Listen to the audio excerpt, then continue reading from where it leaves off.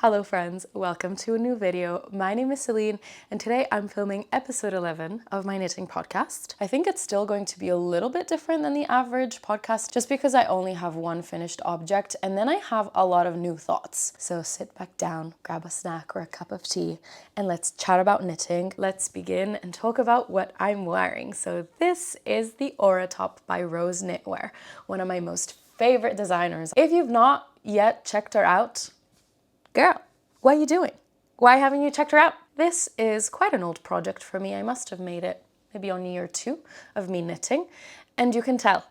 So this Aura top is worked bottom up, and the sleeves are seamed. And I did the worst job at sewing these sleeves. When you're working on this type of fabric, which is an open gauge single-stranded mohair, it's just so tricky to understand what stitch is what and which one corresponds to the other side. It's just like confusing. Nonetheless, it is an insanely gorgeous piece. It's actually more of a boat neck, but it doesn't look like it on me right now just because my microphone is tugging at the fabric. Of course, the sleeves are set in. There are a couple of increases at the wrist to make it flared. The body is just simple stockinette straight in a tube. I also love a sheer fabric. When it's nicely layered, it's so chic and tasteful and dainty and elegant. I just love it. I made my Aura top in one strand of Knitting for Olive soft silk mohair in Dusty Artichoke. Now I'm not sensitive to mohair, but I can tell when a yarn is particularly itchy, and this is not one of them. Obviously, if you know that you're sensitive, don't expect that to be you as well. To decorate my Aura top,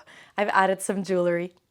Are you proud of me? I've been on a little journey to wear more accessories because I grew up not wearing any, so now I want to make it a habit. So today, and pretty much always, I'm wearing jewelry from Linear. I love Linear. They make jewelry based on 3 pillars. We've got good design, ethical sourcing, and fair prices. And as a jewelry newbie, I felt super welcomed by their belief that everyone should be able to invest in high quality pieces like the ones that I'm wearing. The word linear is Norwegian for lines, which encompasses their minimalistic and laid-back luxe aesthetic so well. And let me give you a little jewelry tour. On my neck, I have the Mira necklace, which is made in 100% recycled 14-karat solid gold, which has the most scrumptious soft hue. It's so thin and dainty, it feels like second skin. And because it's 100% gold, I can just put it on and forget about it because it will just last forever.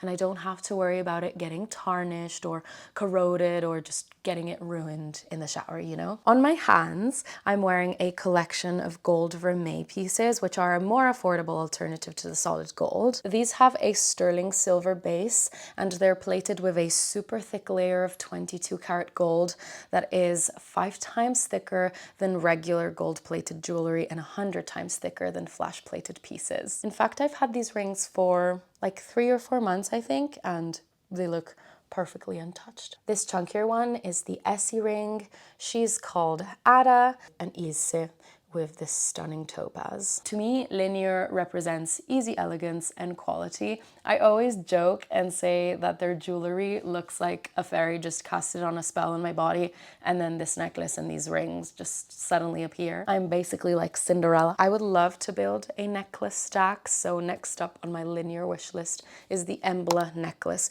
which is even finer and more delicate. It's called the tinsel chain necklace. That's how wispy it is. If you like the look of these pieces, you can check out Linear's jewelry at the link below and use my discount code Céline for a special offer. And I think that's all the information about what I'm wearing today. So we can move on to the knitting projects. The first and only finished object today is my Sookie sweater. I have shown this in a YouTube video, but not in a podcast. I've never sat down and talked about the pattern and what it is, etc. So right now is the perfect time. So my Sookie sweater is the sweater version of my Sookie cardigan. And I want to make it super clear. I've already put it in the description of both patterns, but the sweater design and the cardigan design have the same numbers and the same fit as a result. The only thing that differs is that the Sookie sweater just got directions to knit it into a sweater, a closed pullover at the front, whereas obviously the cardigan, it's all knitted flat to have an opening and then it has the button band or whatever. I released the 2 different versions for anyone that doesn't have either and can just pick the one that they prefer.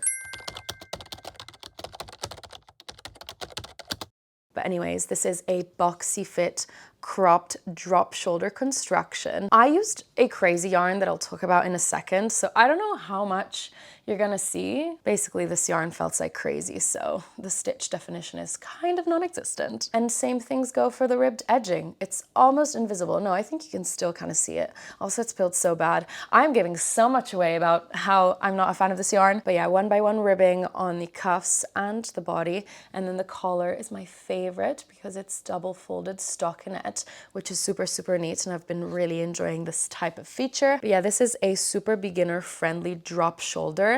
I do include German short rows to shape the trapezium back panel, as well as on the sleeves. I do create a bit of a sleeve cap with German short rows. German short rows actually just sound scarier than they are, I think. I will leave a link to Very Pink Knits, which is my favorite channel for knitting tutorials, and she's got a great German short row tutorial. You can just follow that and you'll be grand. Absolutely obsessed with this color. It's so rich. It's got so much dimension. I think it's in my palette. I don't know. I'm still at that point where I have not figured out my palette, but I think it is. I don't know. Actually, it doesn't look that good right now. I guess it's time to talk about the yarn. I bought this yarn in Seregno in Italy, northern Italy, at the shop called Casa del Gomitolo, which mainly only sells cones. Cones that are unlabeled and very cheap. So one day I rock up. It was my birthday when I went, so I was like, I want cashmere because it's my birthday. I was like, hello, mister, I would like some cashmere. He gave me this cone of the absolute softest mohair. No, cashmere, not mohair, I have ever touched in my life. The softest cashmere, softest cashmere, so soft. She's so soft that if you touch it, it will felt. That's how delicate this fiber is. Like, she will literally felt just by existing. I had to knit this so long and large, and I had to do crazy calculations. It will shrink by 1/3, which is a lot. Also, you don't even need to block it for it to shrink. It was literally shrinking as I was knitting it. It was very unsettling. Whatever, I managed to do it. I block it. She did turn out a touch too short for my liking after I blocked it, but we make it work. Now it's still super soft. It's not as soft as when you knit it up and it's more open, but it's still the softest cashmere I've touched still. But then I was like, okay, the horror must be over. What else can happen? I've blocked it. It's shrunk to where it's gonna stay. I've worn it twice and she is pilling to the gods. This is the pillage. Do you see the pillage? You guys, this is such a shame. This is such a shame. I've decided that generally I'm not gonna wear her out anymore. She's too delicate, she can't do it. I'm mainly gonna use it for indoor wear, which at the end of the day, I'm happy with that because there's honestly nothing better I can think of than cozying up on the sofa with a warm tea in the winter and this on, because you gotta give that to her. She is so soft. I don't even mind the look of the felted fabric because it looks so airbrushed and store-bought because you can't even see the stitch definition basically. I forgot to mention that this cashmere is ridiculously cheap. I think I got 600 grams of it for 40 euros, which is insane. This is how much I got left. I really wanted to make a matching skirt for this, imagine it.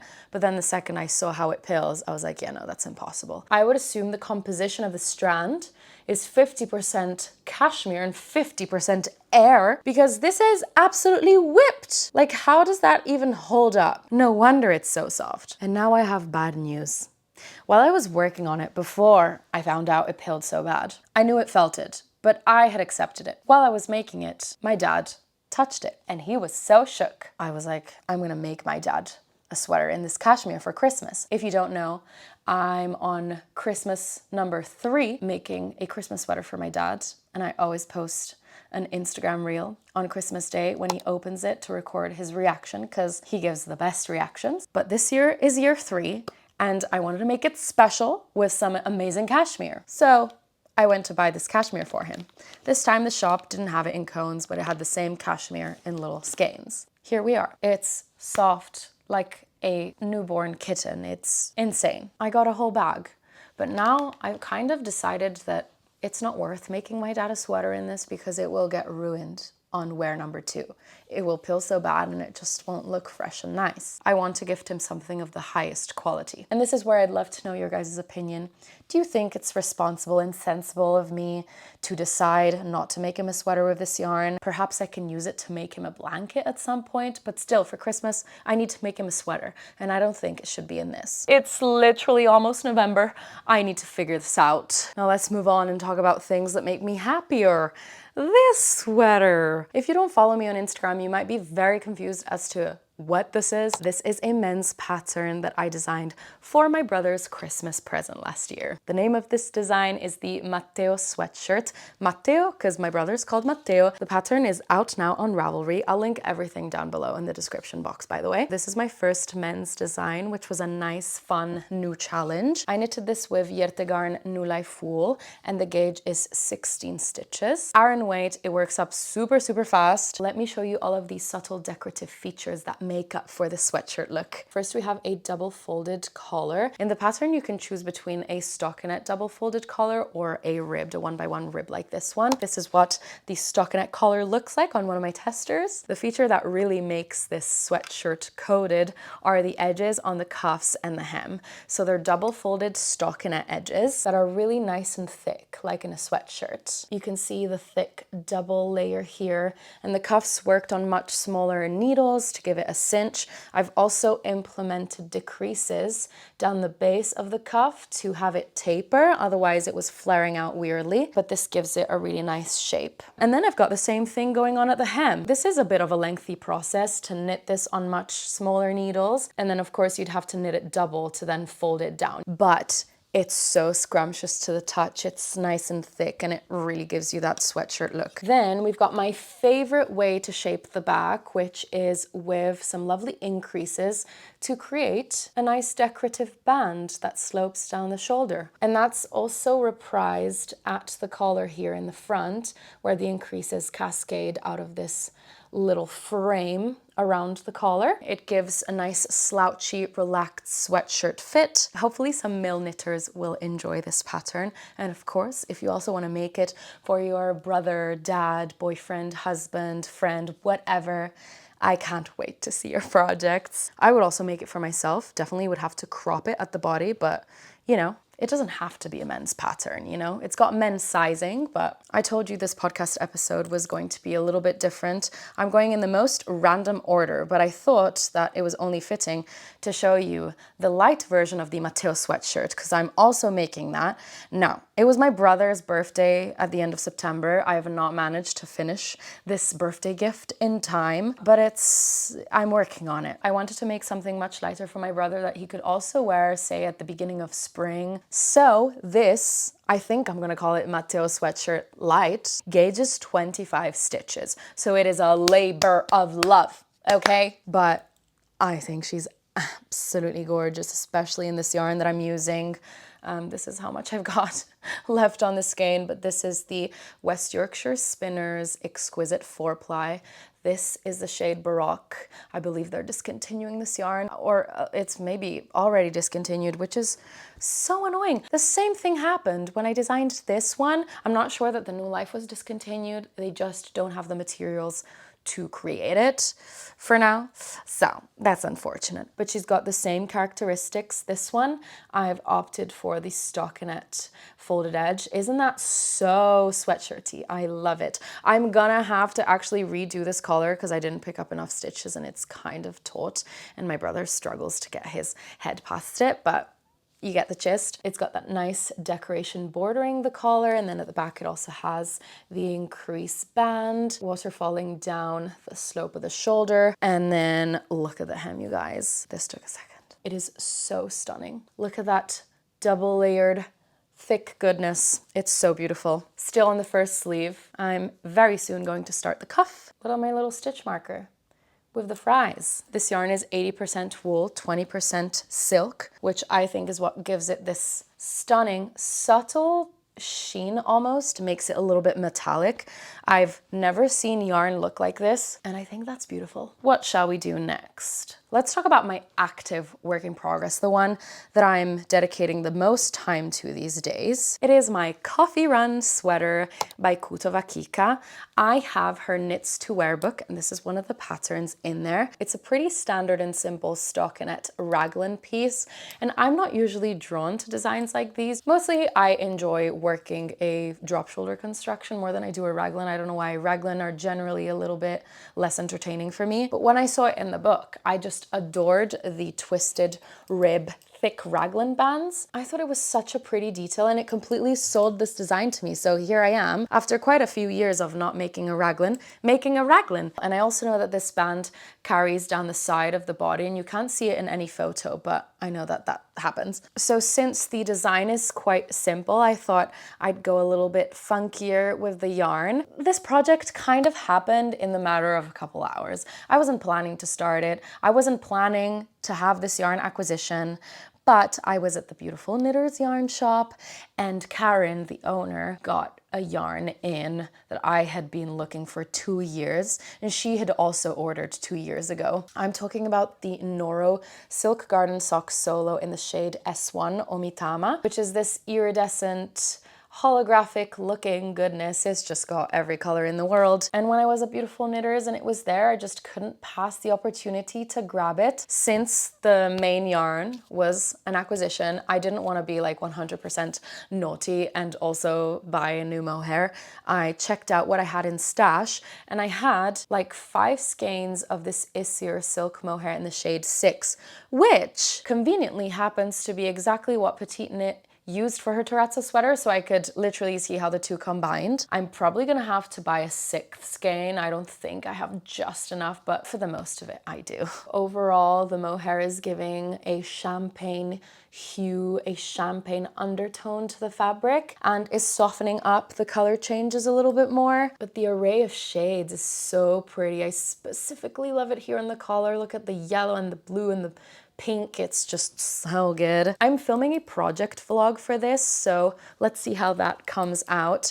I'm also timing myself, seeing how long it's taking to knit this. I think I'm at about 9 hours at this point. I'm soon going to split for sleeves. I think I've got like 5 rounds, and then I can do that. I believe the gauge is 18 stitches, which is pretty good. I would say like it's a pretty medium speed project. You can definitely see my short rows popping out a little. On this side, on the left side, the double stitches are way more visible than they are on the other side. And this is something I've experienced before doing with German short rows on a raglan. And I also see it on Kika's photos of her samples. So I know it's not me, it's just, I guess, double stitches on one side, they're more visible. Do you see them here? And then here, the double stitch is more invisible. But I know that with blocking, that will all smooth out nicely, especially because the front here will relax a little bit more so it won't pull, will be good. How does the fabric feel? Now, the Nora is definitely a little bit more rustic. It has 40% wool, 25% silk, 25% polyamide, and 10% mohair. So of course the mohair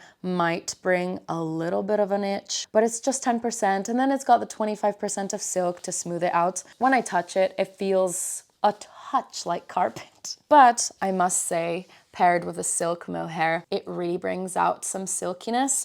I think the Isir mohair is amongst the softest, not the softest mohair I've ever touched, but amongst. So I think it's a really good one to pair with this yarn. I also really recommend you give the Earth Yarns Bond mohair a go. It's got a higher percentage of silk, so it's less itchy, much silkier and softer. I've said it before and I'll say it again, I've always had such an incredible experience working with Kika's patterns. Out of all the designers I've tried, I would say she's the best one at writing them, just because I'm never faced with confusion, no matter how complicated they are. I've knit a couple of complicated designs from her, and it's always felt like I was just knitting a stockinette piece. That's how well written and well explained everything was. Really excited to have a garment worked in this yarn finally after 2 years. Okay, on to the next. Some time ago, I cast on the Olymp sweater vest by Le Pool. As you can tell, it's a scrap yarn project, and so far I have the back panel and a little bit of one of the front panels.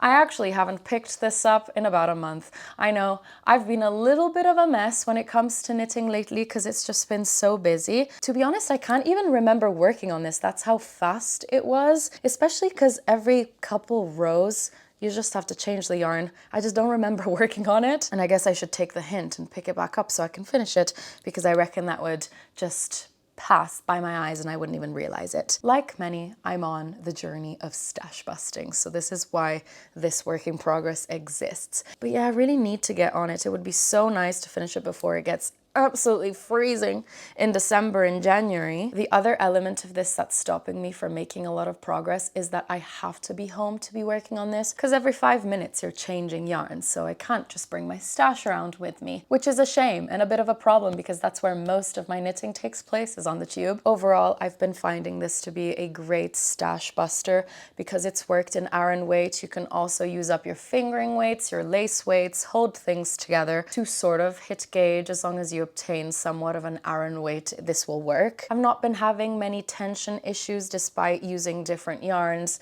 I think they kind of even each other out, and the design itself is quite forgiving. I love how scrappy and painterly this project is. You can kind of play it by ear and experiment, be funky. You can try different textures and combinations and color variations. You can hold different colors together to create a melange look. It's just really fun. I was kind of stressed out when I started. I felt a lot of pressure on choosing the next yarn that would go the best with the color that I was just working with. But as you go, you realize that the next color you choose is not that deep, because it's more about the overall look, you know? So if you want to feel free, if you want to feel adventurous, this is the perfect pattern for you. And also, how incredible that you can just make something from scratch with stuff that you already have and you don't have to buy anything. I'm all over that. It's so satisfying. Would make such a good skirt.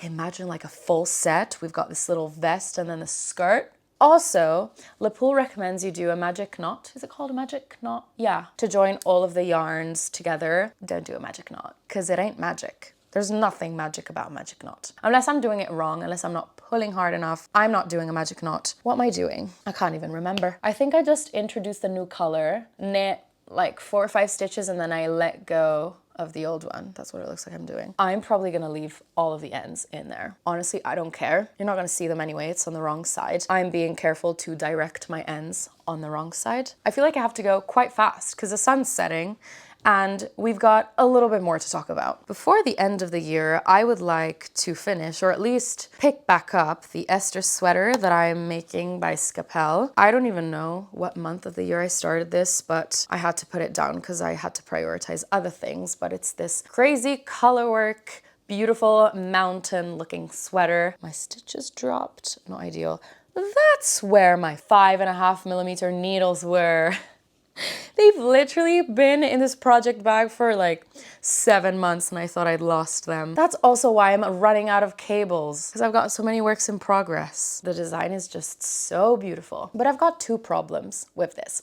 The first one is I can't remember what color I was holding dominant, and I need to research how to figure it out. Let me know if you guys have any tips. How do I figure out what I was holding dominant? The other problem, I started catching floats and you could really see it in the white yarn, and I wanted this sweater to be as clean and neat as I could get it. So I decided, let me not catch floats unless they're 20 stitches long. And I think generally it looks pretty good. This is what the floats look like from the back. Now that it's been 6 or 7 months or whatever, I'm not the biggest fan of that. I can do better. I could learn ladder back jacquard, which I know is a technique that I could use in this situation. Don't really know how it works. I've never watched a tutorial or anything. I need your help to decide what to do. Do you think it is worth learning ladder back jacquard, unraveling all of this and doing it again properly, super neat, so that I'm so content with the wrong side and the floats and all of it? Or should I just keep on doing what I'm doing? Or should I just start doing ladder back jacquard from here? I think that would bother me. I think it would bother me having most of the body done well and then this last bit so random. What would you do? Are you the sort of person that once they realize they've made a mistake or something in a way that they're not super content with, do you just go ahead and carry on and pretend it's not there? Or do you absolutely can't stop thinking about it and have to go back and unravel and redo? But I've learned with myself that if I'm still thinking about something after 10 minutes, probably means that I won't stop thinking about it and it will keep on bothering me. But here I can't tell. Also, this is quite rustic yarn. I feel like these big floats are gonna kind of felt stick together as I wear or after I block, so maybe it's fine. But oh my goodness, am I excited to have this sweater. In some of my previous videos, I did mention that I want to make the Evie mittens, which are the mitten version of my Evie hood with a fun flower stitch pattern. And here is my swatch. I'm also a little disappointed. By now, I would hope that I'd already have a little bit of a glove. But yeah, I just thought I'd put it into the universe that this is happening. Look how cute the swatch is. The reason why this is in stockinette stitch is because the palm of the mitten is going to be in stockinette and I needed to know what the gauge is for that. I can't get over it. This is one of my favorite yarns. It is the Camel's Yarn BFL Sock in the shade Flora Day, which is an array of yellow, pink, and blue. I'm holding it with a pink mohair that I had in stash, and it's so pretty and I'm so excited to see what I come up with and share it with you guys. And it just makes me so joyous to have a matching set. Some cute little mittens and my hood. Quickly, let's run through the last couple points that I have on my list here. I realized that I've never given you a final update on the ranunculus that I was making for my mum. So I picked up another yarn that was being discontinued, which was Esther Japanese cotton, the one that feels like paper in the most beautiful muted sage shade. So I started knitting it. There's a little bit of a project vlog that's not necessarily project specific, but a lot of the knitting of that went into that video. I went back to Italy while I was making it and I didn't manage to finish it while I was there. I was only missing like 10 centimeters of the body. Everything else was done. And because it was for her birthday in August and just for her to use in the summer in general, I knew I wasn't gonna see my mom until after summer. I decided to leave it to her to finish those 10 extra centimeters, which I know doesn't really make it the best gift in the world. I got her other gifts, but at least I helped her get through the yoke, which I knew she was having trouble, which is why I made her a ranunculus to begin with, because she really wanted one, but it was a little bit too complicated for her. So she only had to knit a little bit of the body. So that's what ended up happening with that. In terms of yarn acquisitions, as mentioned, I'm trying to de-stash. So of course I acquired this Noro yarn that I mentioned. And also Kutova Kika and Novita yarns came out with a new collection. So Kika made 2 patterns for them. I'm gonna put the photos on screen, and Novita came out with a new line of yarns. So I'm expecting the package to try their new base, and I'm going for the Nomad sweater, and I picked a nice black color because I really find myself needing a black sweater. So many times I'm putting together an outfit and I think that it would be so lovely to have a nice black sweater to pair everything with. So I'm very excited to show you guys what that looks like. I think the package is coming in 2 days. It's very exciting. And the other yarn acquisition that has yet to happen but is gonna happen is a Cardiff cashmere box. I'm super excited to be working with Cardiff cashmere on a design. Off the top of my head, I want to say it's color 578. I know it's called Marguerite, but I'm so excited to receive it. I'm going to document all of that process. I think I'm going to make like an Instagram series around it. We shall see. But I think I've gone through everything that I wanted to cover. It's been so much fun to just sit down and chat about knitting. The main takeaway for me in this video is that I really want to know what you guys think about everything that I said. Please help me make decisions. As you can see, I'm in my confused era, which is completely fine. I'm okay with that. I really appreciate you taking the time to sit with me today. As always, I'm so happy that you choose to watch my videos. I will leave my Instagram on screen in case you'd like to follow my creations and decisions more in real time. Let's see what I end up deciding on all of these confusing things. I will say bye for now, and I hope to see you in the next video.